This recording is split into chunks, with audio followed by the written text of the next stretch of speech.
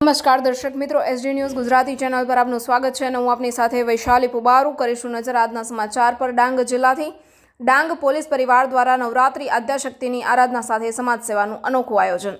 ડાંગ જિલ્લા પોલીસ પરિવાર આયોજિત નવરાત્રી ઉત્સવમાં માત્ર આદ્યશક્તિની આરાધના જ નહીં પરંતુ સમાજ સેવા અને જાગૃતિના વિવિધ કાર્યક્રમો દ્વારા એક નવી પહેલ ઊભી કરવામાં આવી।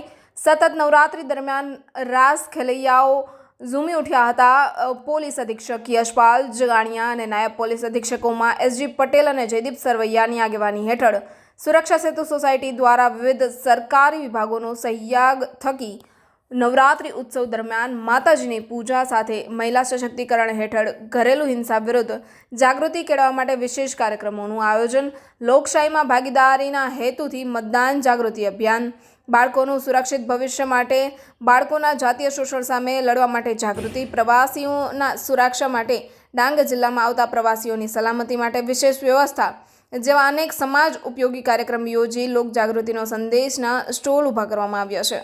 ડાંગ જિલ્લા પોલીસ પરિવાર દ્વારા આયોજિત નવરાત્રી ઉત્સવ સમાજ સેવા અને જાગૃતિના કાર્યોની સાથે સક્રિય ભાગીદારી તેમજ રાસ ગરબાઓના આયોજન થકી સફળ સંસ્કૃતિની ઝાંખી પૂરી પાડી રહ્યો છે। Reporter Sushil Pawar, SD news Gujarati, Dang. ની અંદર મહિલાઓ પોલીસ પરેડ ગ્રાઉન્ડની અંદર ખૂબ આનંદથી અને નિર્ભય રીતે મહિલાઓ, બાળકો અહીં ગરબાઓ રમી શકે છે અને આનંદ પણ માણી શકે છે અને સુરક્ષિત રીતે અહીં ગરબાઓ રમાડવામાં આવે છે।